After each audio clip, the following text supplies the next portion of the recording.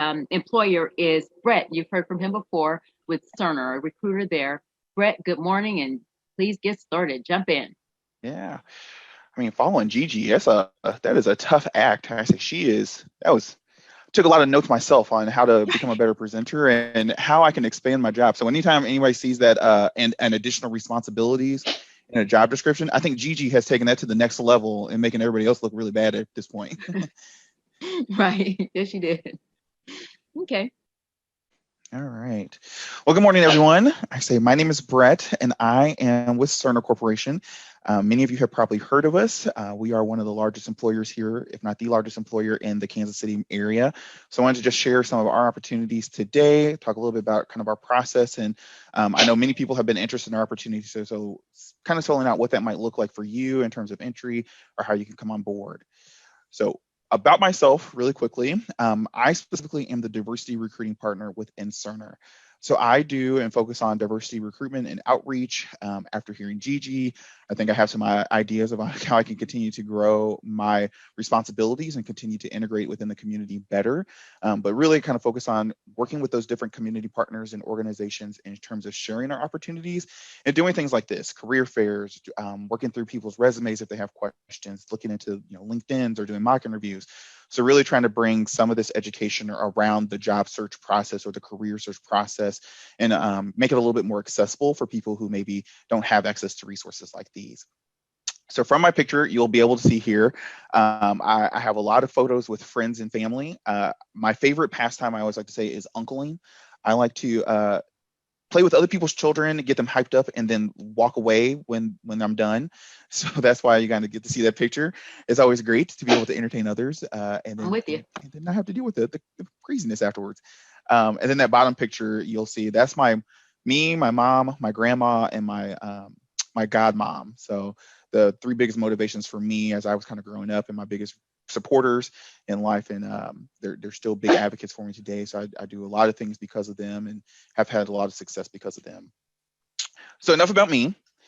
At this point, some of you may be kind of trying to figure out exactly what is Cerner, what do we do, and then what that might lead to in terms of job careers or opportunities. So Cerner as a whole, we are a healthcare IT company. What that means is when you go into the hospital and a doctor or a nurse is taking your vitals or working through, they're entering all that information into software. That software is what we create. We focus on creating what's called the electronic health record. And at one point, our very biggest mission was to move everything from paper. So back in the day, if you remember going into the doctor's office and they had to like go back to a big wall of charts and files to pull your information off, we wanted to get away from that because more errors happen when things were on paper than when you can put them into a computer system. And so we've essentially kind of moved away from that. The world is essentially digitized a lot of things in the healthcare system today. But what you're finding now is that we have all of this information. And so now we really consider ourselves a healthcare intelligence company. So we're trying to find ways to leverage all of this information that we have access to and start to make really great inferences off of that. So if a person comes in of a certain race, of a certain age, from a certain zip code with a family medical history, I now have all of this aggregate information that I can start to kind of piece and parse together and say, based upon people that look like you, based upon people that have this kind of similar background, here's some things that we might need to expect that can come up in your future, in your potential future for health. So let's go ahead and treat you today.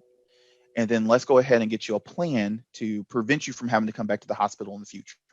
So really moving from a reactive care to proactive care. We want people to think about their health as an ongoing thing that they need to focus on daily and not wait until something bad happens. So we're really trying to use this information that we have to really move forward in the way that people use, access, and think about the healthcare system and the way they integrate into it. So this is from Neil Patterson. He's one of our initial founding members of Cerner who passed away a couple of years ago, but he was a huge advocate for the 40 years that he was here. And so I like this quote from him of, I am convinced that information technology is the single greatest lever for creating value in healthcare. It allows physicians greater access. It allows patients, so you as a consumer of healthcare, greater access. And so these are the things that we work for day in and day out within Cerner, is continuing to improve the healthcare system through the technology our clients are utilizing. So some ways that you can see this come through. I think being able to give these examples is really what you can kind of relate back to. So At Mizzou, I say, and there in Columbia, more than 32% reduction in congestive heart failure readmission. This is important because if somebody is readmitted into the hospital system, that's more money that you as a consumer of healthcare are having to pay typically out in that case. And so as we shift this model of we want to reduce the amount of readmissions, we don't want people coming back to be treated for the same problem over and over again because that's just charging you more money. We want to be able to reduce that. So through our systems, through our workflows and our processes and our understanding, we were able to help them do that. Hospitals don't make a lot of money, so anytime we can help a hospital system make more money, so that way they can keep that in-house and start providing new services, grow their employee base is always great. So for Augusta Health, we help save them money.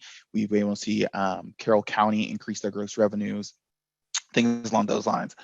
The one I like the most, the story I like to tell often is for Excella Health, for example. They saw a 20% drop in their sepsis mortality rate. What that means is, so sepsis is if a person goes into the hospital, the chances of getting an infection while you're in a hospital because you're surrounded by so much sickness is kind of high sometimes. And so anytime that we can intervene early is good. And what sepsis is a blood infection. So once you become septic, the chances of survival are slim to none. We have a system that specifically can catch those factors before sepsis sets in. And it allows for your care team to intervene really early in the process, increasing a person's chances of survival. We actually have lots of Cerner associates who have family members or themselves who have been impacted by this specific solution. And these are the things that we think about. We're trying to figure out how do you use technology to intervene in life-threatening situations and then in everyday situations to really make this the healthcare in your personal life, hopefully overall better because of it. So in terms of career paths, a lot of people are very interested in Cerner, and I know for some folks, it is not the easiest place to get on board. So in terms of our career paths, the biggest thing I'm always going to tell people is that we typically hire a lot. Right now, we have approximately 130 positions in Kansas City, which is on the smaller side for us, kind of due to the times that we're in. However, when the economy is kind of thriving and everything is going great, you'll find usually over 800 to close to 1,000 positions that might potentially be listed in Kansas City. So where do these opportunities fall? What do they look like? They're going to fall in client services. They're going to fall in the clinical space, corporate or functional roles, tech and engineering. You're going to find it in the sales, marketing, strategy. And then also we do hire typically a lot of recent students, college students, and graduates in these cases. So what this means in terms of some of those opportunities, it might look like project managers or program managers. An engagement owner is going to be somebody that interacts with our clients day in and day out and managing the process of onboarding them into our systems. We hire analysts from data analysts, business intelligence analysts, consulting analysts, I mean, kind of across the board, consultants, obviously in the tech space, so system engineers and software engineers. So if you have a tech background, this might be a great opportunity for you to come into. Basic business functions as a corporation. So we have finance, accounting, human resources, anything kind of on the operation side to keep us alive. Because we are a federal contractor, because we're in healthcare, there are a lot of compliance and regulations that we have to do. So that's going to fall as well as a kind of big area for us. Clinical terminologists. So if there's anybody looking to make a jump to get out of healthcare potentially and come in, if you have clinical understanding or recognition of some of the bigger words that I have no idea what they mean, this might be a great chance for you to come in and leverage that knowledge or skill sets in a different way. A solution designer. So coming in again, thinking through what does the actual software do? How might a client interact with it? How might a patient interact with this? And start to provide feedback to our software engineers who are great at their job, but maybe not always taking in that consumer perspective. We have client executives, and then we have software and system architects as well. So a lot of the jobs that are listed here, I will say, do require a college degree, or, and this is something I think you want to make sure you pay attention to for any job that you might be considering, we will look at equivalent work experience in lieu of a college degree as well. So if you're looking at coming in, for example, as a support analyst, as a tech company, we do have to have IT support on site. In some cases, that requires a college degree. If you don't have a college degree, but you've been doing IT support for other places for several years, that would then substitute for a college degree. So don't be discouraged if you see something that says college degree or work or equivalent experience. That equivalent experience will help substitute that. or if you have an associate's degree and some equivalent work experience, all of that combined can help you get your foot in the door at Cerner. So don't be discouraged if you don't have that college degree, because that equivalent work experience can help you to achieve that goal of getting your foot in the door and coming in through Cerner. So what is our process for applying for a job? We, as I mentioned kind of earlier, we receive thousands of applications every day. This means that we are a small team of about 50 recruiters here in the United States. And so across the country, we're filling positions for all of our offices. So our teams are a little busy, and they don't have time always to get through every single piece of a person's application. So that resume is going to be crucial to helping us understand and start to build some of those equivalencies in our mind of where you might be able to fit into a job. So the first thing we want to have you do is you're going to go to our careers site. So on this page you see, careers.cerner.com is going to be our website, where you're going to find every single job opportunity we have listed across the world. And then you can start to filter down based upon job location or types of fields you might be going into. From there, you want to connect. So you want to get into the system, start submitting some information, start looking through. And if you have questions, to Gigi's point, you can reach out to me.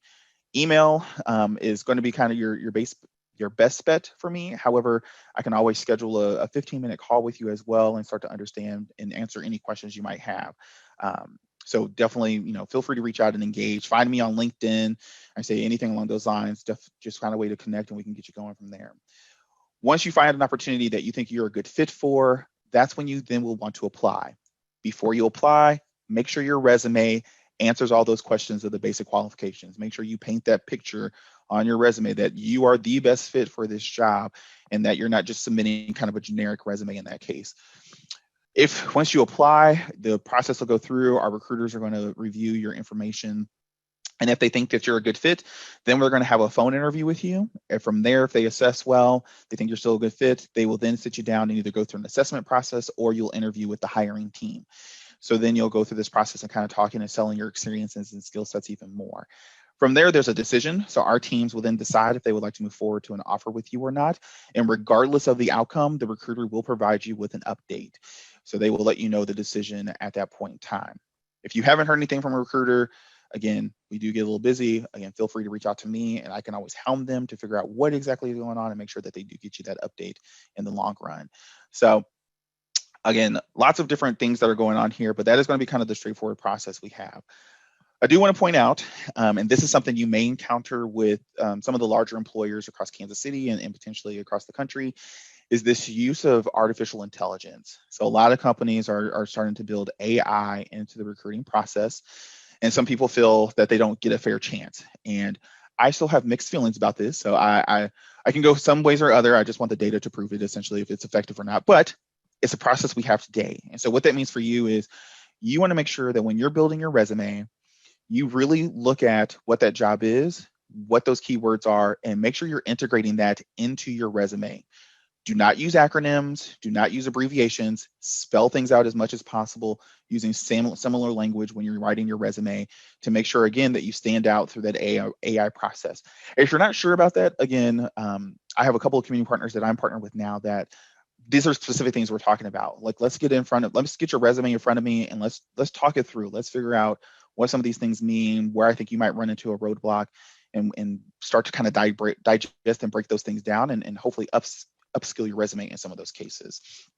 But definitely be aware that that might be a kind of a roadblock for or a hurdle that you might have to overcome. And so again, leveraging your resources is going to be your best way to get through that process. So here's my information. I say, again, my name's Brett Gaines. I say you can email me at brett.gaines@cerner.com.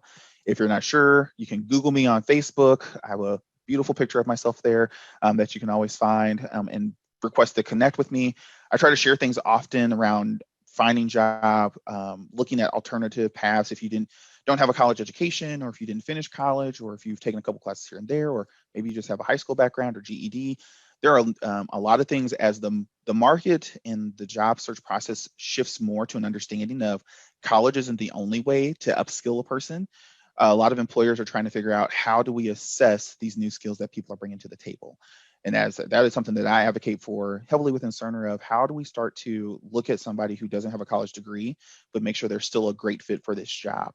And so reach out to me and let me know. And I like to share a lot of those resources and things via my LinkedIn when possible. So I know I am a little bit ahead of time here. So one thing I did want to point out for you is, I don't know if you guys still see my screen. So let me share one more thing for you. All right. So hopefully you guys all see my LinkedIn. So this is my LinkedIn page. You'll see my name up there. And my LinkedIn address here is linkedin.com/n/Brett A. Gaines. And that's how you can find me. Or if you just search up here for Brett Gaines, you'll see this picture of me. But on my LinkedIn page, I recently shared that Google is really great about this understanding of upskilling and reskilling of their employees. And so they're doing a lot of really great things in terms of providing alternative paths to employment into Google. So a lot of people think, oh, these big tech companies, they're going to want somebody with a college degree. And in some cases, that's not true. So Google has recently announced that they're doing this certificate. So this Grow With Me, a certificate process. So if I can see it here.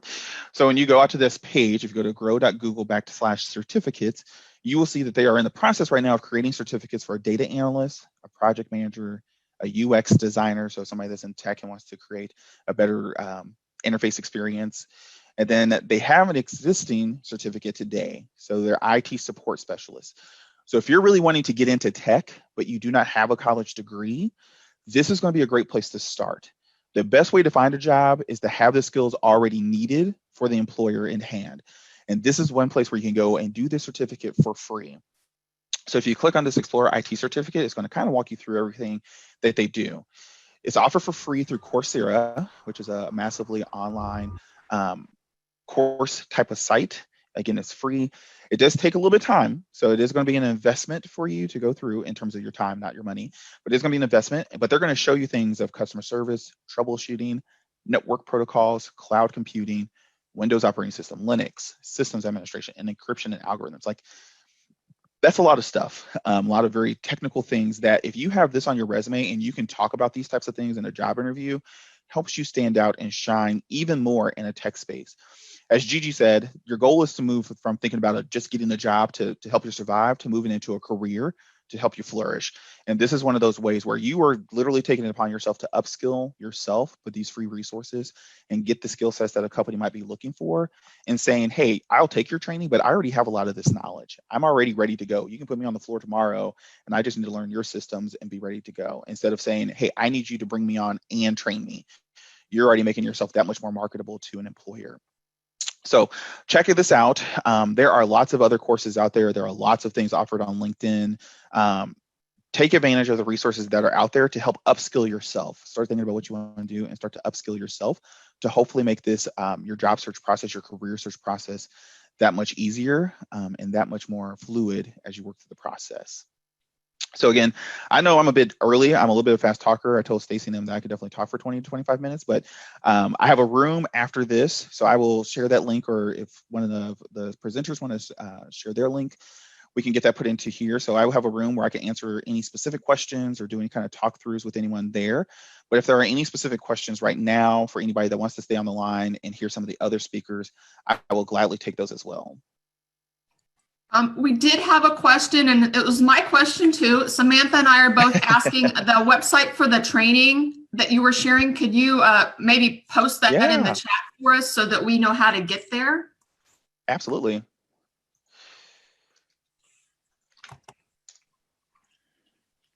So I just put it in there. Oh, I might have sent it only to Emily. Sorry about that, Emily. All right. So yeah, so the grow.google/certificates is where they have that idea. And like I said, they're still building out some of this information. They're still building out some of their courses, but the IT support one they already have. And in that case, I'll let you know. So if you go to the Google website, they will say, if you don't have a college degree, but you have successfully completed this certificate, we will bring you in as if you have completed a college degree to go and do this job. So that is also awesome from a perspective of saying this equivalent work experience or equivalent knowledge. This is what a lot of employers are going to, I'm hoping this is what a lot of employers are going to start to see from a lot of employers are saying, college degrees are great, which they are.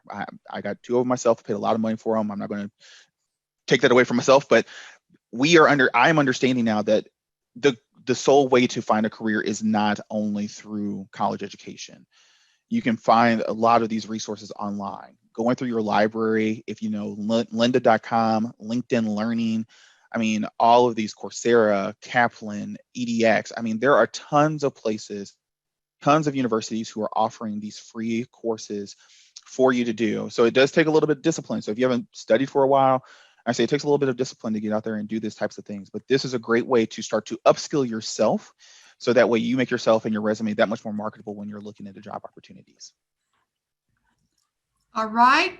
And can I say to Brett, I absolutely love hearing you as the recruiter for Cerner talk about the fact that it's not all about the degree, because so many people, and I think it's kind of old school thinking a little bit, think, that you have to get the degree. And to hear a company, that has such a wide variety of jobs as you have, and that's such a huge employer, say that it's not just about the degree. I think that is absolutely critical and important, because that's a cost. And that's something that I hear a lot of the non-degree, especially through the unions, where those jobs are paying great amounts per hour, $30-$40 an hour, where they do comparisons where they show, if you were a college graduate for the 4 years that you're in college, here's what you're paying out in tuition. However, if you were working in one of these jobs without a degree and making great money, here's what you earned during that time.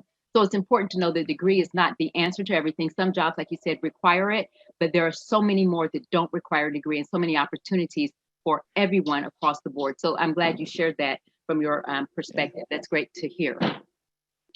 Absolutely.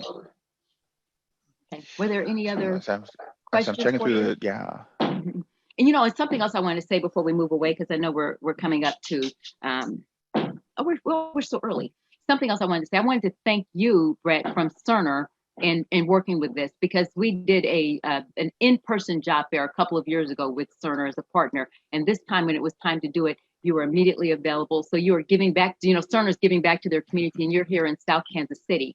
And so you all are engaged in the community in ways that people don't necessarily see. And so for me, it's important for people to know that when we call on you within the community, that you are there, and including helping us with this job fair and serving on our planning committee. And so we thank Cerner, through you, for your efforts in being engaged with us. And it's something that we've talked about behind the scenes. And now that we have a structure in place, we're going to do this again. It's just a matter of when. And so now that we know how to do it and how to work virtually, and that it is convenient, we're going to do it again. And so, Brett, I thank you for that. And then if it's okay, I want to use this time. We don't have any more questions, I don't think, in the chat at this time. You have all of your contact information. And can you just say it really quickly for those who may not be able to see the chat, the best way to reach you? So great ways to reach me. So my email address is brett.gaines@cerner.com. So that's going to be BRETT period GAINES at CERNER.com. So brett.gaines@cerner.com. My phone number is 816-201-8134. I will say, unlike Gigi, my phone line does get a little busy between meetings and things, so I'm not the greatest at always being able to answer your phone call right away. I say, but if you want to leave a voicemail, I can definitely try to follow up from you there. You can also find me on LinkedIn. So my LinkedIn account is going to be linkedin.com/Brett.A.Gaines. I'm sorry, Brett A. Gaines at Cerner.com. So let me say it one more time. www.linkedin.com/Brett.A.Gaines.com. And I'll put that in the chat as well. Okay, good. You are our friend at Cerner. So when somebody needs a contact, who do you know? And if it's related to jobs, let's keep it at that for if it's related to jobs. Brett is our friend if you need an introduction into Cerner for working. And so again, Brett, thank you so much. And then you're going to be going off into a virtual booth. Is that right? Yes, so I will have a virtual booth here. I say, Cerner, unfortunately, we don't do one-on-one interviews right after a career fair just because of our application process and all the kind of legalities that we have to follow for federal regulations and things. But I will be in that interview room that we have set up. So if you have specific questions, if you're not quite sure what job opportunities might align for you, like I said, a lot of our job offers right now, we're kind of a little bit more narrow in on focus, but what types of things you may want to look for in the future, what types of job titles might stand out for you, definitely will be there to answer any of those types of questions for about the next hour. And then I say, again, if you have other questions, you can always reach out to me via one of those other sources as well. And so remembering, if you don't get off right now, if you want to stay, because Apartment Association is coming up with their job openings at 9:50. So if you want to stay and hear them, you can jump over to the room. Again, Brett is going to be in that room. And the way to get to that private virtual booth is in the chat. There's a link there. So click on the link there in the chat. And he'll be there from 9:50 to 10:50. So you have plenty of time to go see him and to chat with him one-on-one. Otherwise, remember, he's giving you his contact information. And so he is our friend in the recruitment department at Cerner and helpful in so many other ways. So Brett, thank you for your service and to South Kansas City, to the community, and to the city as a whole, really. So thank you. Is there a question? Does anybody have a question? Is that Kim with a question? Yes. Expense. Brett, I'm sure you can read it. You're asking, is it required to have a cover letter, or is it important to have a cover letter when applying to Cerner? No, so I answered this question before, and I like to reiterate things as many times as possible. So I would say, like I said, we get a lot of applicants day in and day out. So the cover letter is not a requirement for our job applications. You can always upload a cover letter, but I will say that you will need to make sure that all of that information is contained in the resume, because a recruiter may be going through 50 to 100 people per day that they're trying to assess and figure out if they're a good fit for a job. So they don't always have time to read that cover letter, but they are always reading the resume. So you want to make sure that your resume is what highlights all of your skill sets, has all of your information and all of your accomplishments listed there. You want to make sure that that is highlighted there. So unless it specifically states it in the job application, which typically doesn't, a cover letter typically is not required for any job that you're applying to within Cerner. But a resume, absolutely, a resume is going to be required for you. So make sure that resume sparkles and shines. It's the one time you get to really boast about yourself without feeling like you're being arrogant. And we have another question. Can a coding boot camp be substituted for a college education?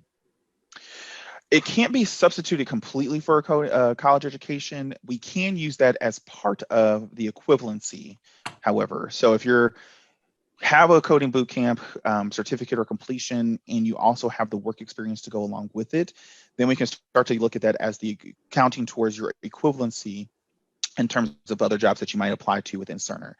Again, it's not my favorite. I think there's a lot of these jobs that the coding boot camps are really kind of great for. Unfortunately, that is the policy we have in place today, that is part of the equivalency but cannot completely substitute for a college degree or requirement.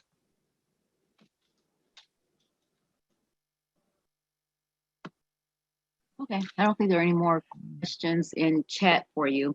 And so again, I think we're right. Well, we're a couple minutes early, so we can jump a couple minutes early to our next employer if there are no more questions. Anything else? This is our last go around for our Cerner. Everybody wants to talk to Cerner.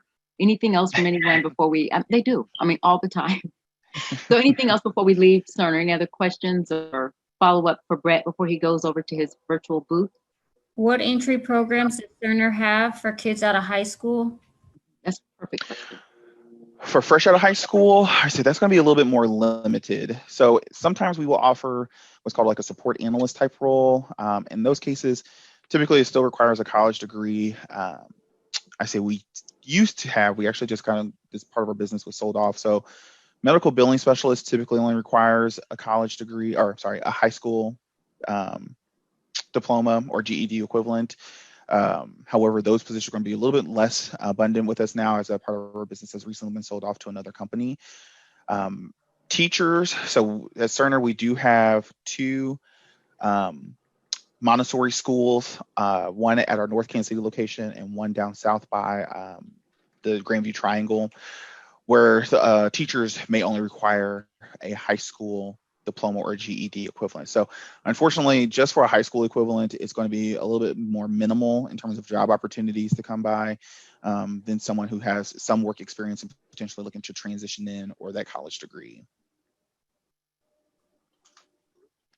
I think it's a great question. People always want to know that. And your campus, your South Campus, is right in the heart of the Hickman Mills School District. I know you all have a relationship with the students there, so you do have a kind of an onboarding opportunity for students who are going through there. Can you touch on? We have like 1 minute, a quick minute left. Can you touch on that, Brett? What the relationship is with students, and maybe in particular in that district? Yeah. So we have done. Oh, sorry about that. In the chat, I'm trying to put our private link real quick. And my copy paste isn't working all that well. I'm sorry. I say if Kim or if Stacy can do that for me, that'd be great. But for our opportunities that we partner with high school. So if you have students, if you have children that are in high school in the Hickman School District, we partner with them in terms of our high school internship program. So we will go out and specifically those students can come onto the Cerner campus and they're typically partner up with one of our tech teams and they will work usually a couple hours every day. That's probably going to look a little different now since a lot of our workforce is working from home during COVID, but they would typically work with our teams a couple hours every day, gaining some of those skill sets as well in terms of just starting to understand how tech is integrated, what is IT infrastructure, what does software development mean, and things along those lines. So we do have those internship programs, high school, we call it a high school intern that we are working with. And we partner with them in the Hickman Mills School District. We do it in North Kansas City School District. I think we also do it with the school district over on the Kansas side as well. And so students do definitely have those chances. If they're interested, we always encourage them to go talk to their guidance counselors. They're the ones that are in the know specifically on how to make sure those students can start to get in front of us and start to express their interest in terms of our job opportunities in those cases. And then I think William might have shared it. So you can also access my private room, which I will be jumping in here now. I think I'm over my time, so I apologize, through the Envision Center kcmo.org site. So if you go back out and you go to the exhibit hall and you click on the Cerner link, over on the right-hand side, you'll see Cerner interview room with Brett Gaines. And so you can click on that link if you're in through the Envision Center site as well. If not, I say you can also go to the private link that's in the chat here.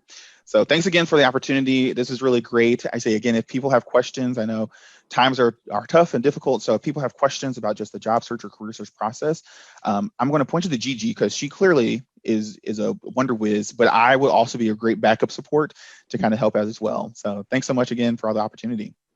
And then, of course, thank you too. And it's so funny, Gigi sent me a text just now. She said she's already had 3 emails since she's been here. So she's a wonder whiz. And you are too, Brett. So thank you so much.